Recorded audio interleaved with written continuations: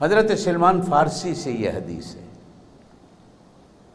حدیث کی تمام کتابوں میں، بخاری میں بھی ہے، مسلم میں بھی ہے۔ شعبان کے آخری دن تھے، جو رمضان المبارک سے پہلے ہوتا ہے مہینہ۔ نبی پاک صلی اللہ علیہ وسلم نے مسجد نبی میں باز فرمایا، حالانکہ سننے والے سارے ایمان والے سامنے تھے، لیکن نبی پاک صلی اللہ علیہ وسلم نے ایمان کا لفظ استعمال نہیں فرمایا، فرمایا ایھا الناس، اے لوگو، قد اظلکم شہر عظیم، ایک بڑی عظمت والا مہینہ تمہارے سروں پہ سایہ کرنے والا۔ قرآن نے جہاں روزے کی فرضیت کا کہا، وہاں کہا یا ایھا الذین آمنو، اے ایمان والو، کتب علیکم الصیام، تم پر روزے فرض کیے گئے۔ لیکن نبی پاک صلی اللہ علیہ وسلم نے ایمان والوں کے لیے روزے کو مخصوص نہیں فرمایا، ایھا الناس، اے لوگو، قد اظلکم شہر عظیم، ایک بڑی عظمت والا مہینہ تمہارے سروں پہ سایہ کرنے والا۔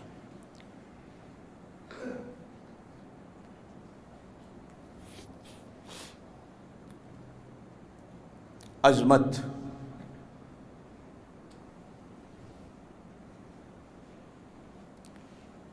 آیت الکرسی کے آخر میں ہے کہ وَهُوَ الْعَلِيُّ الْعَظِيمُ، اللہ بڑی عظمت والا ہے۔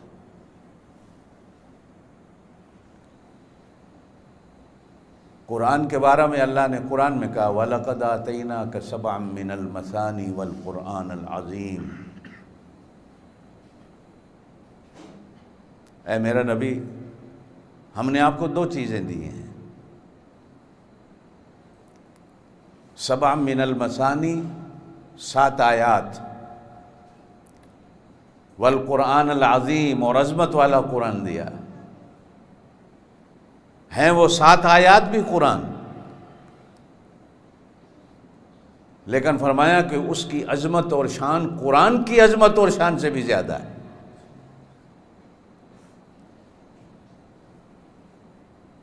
جس کے بارے میں علماء نے لکھا ہے وہ سورہ فاتحہ ہے۔ بعض علماء دنیا میں ایسے بھی گزرے جنہوں نے کہا نہیں، قرآن 113 سورتوں سے ہے، فاتحہ کی چونکہ شان اور عظمت الگ ہے، اسے ان میں نہ گنو۔ لیکن اکثر علماء اہل سنت کہتے ہیں نہیں، قرآن شروع ہی الحمد سے ہوتا ہے، فاتحہ جو ہے یہ بھی قرآن کا حصہ ہے۔ بعض کہتے ہیں نہیں، بقرہ سے قرآن شروع ہوتا ہے، فاتحہ الگ ہے۔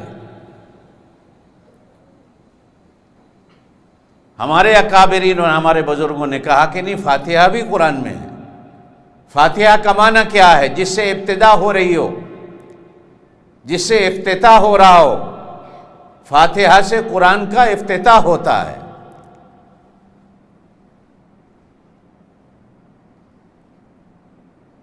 وَلَقَدْ آتَيْنَاكَ سَبْعًا مِّنَ الْمَثَانِي وَالْقُرْآنَ الْعَظِيمِ، ہم نے آپ کو 7 آیتیں دی اور ہم نے آپ کو عظمت والا قرآن دیا۔ نبی پاک صلی اللہ علیہ وسلم کے بارے میں قرآن نے کہا وَإِنَّكَ لَعَلَىٰ خُلُقٍ عَظِيمٍ، نبی پاک صلی اللہ علیہ وسلم کی شان کو بھی عظمت کے ساتھ بیان کیا گیا کہ آپ صلی اللہ علیہ وسلم اخلاق کی عظمت کے آسمان پر سوار ہیں۔ یہ عظمت کیا ہے؟ علماء نے لکھا ہے کہ جس کے آگے کچھ نہ ہو،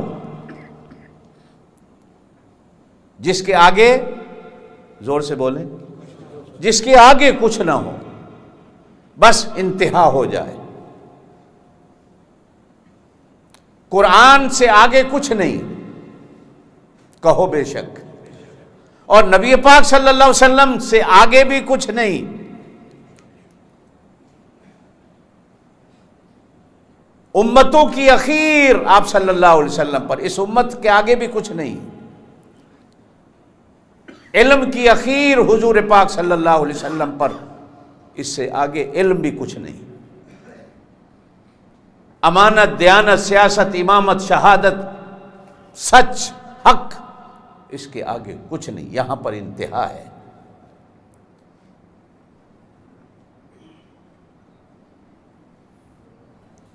کہا جاتا ہے کہ اسلام کی الف آدم سے شروع ہوئی اور محمد کی میم پر اللہ پاک نے آ کر اسلام کی صداقت اور حقانیت کی انتہا کر دی. اس سے آگے کچھ نہیں. اگر کچھ ہوتا تو ہم کہتے ہمیں کسی نئے نبی کی ضرورت ہے. آگے جب ہے ہی کچھ نہیں تو ہم نے آگے جانا کہاں ہے؟ اخیر ہے. اور اللہ تعالیٰ نے بھی نبی پاک صلی اللہ علیہ وسلم کے بعد صرف قیامت رکھی ہے اور کچھ نہیں رکھا.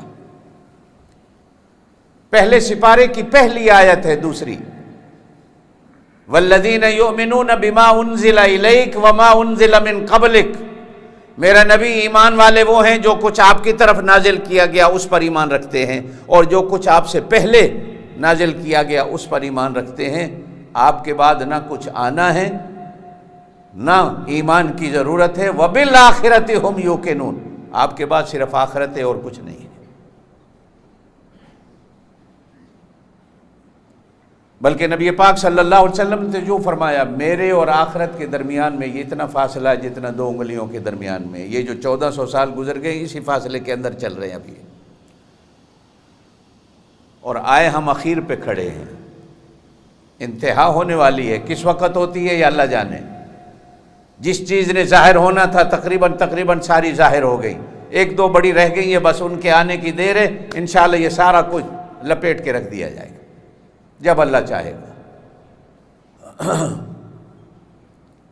نبی پاک صلی اللہ علیہ وسلم کے بعد اخیر ہے.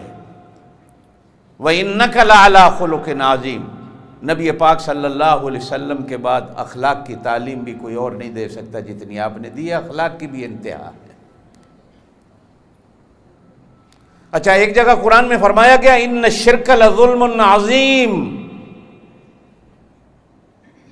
گناہوں میں سے شرک بھی سب سے بڑا گناہ ہے، جس سے بڑا گناہ کوئی نہیں. اللہ کے ساتھ کسی کو شریک ٹھہرانا یہ آخری گناہ ہے. اس سے بڑا گناہ کوئی نہیں.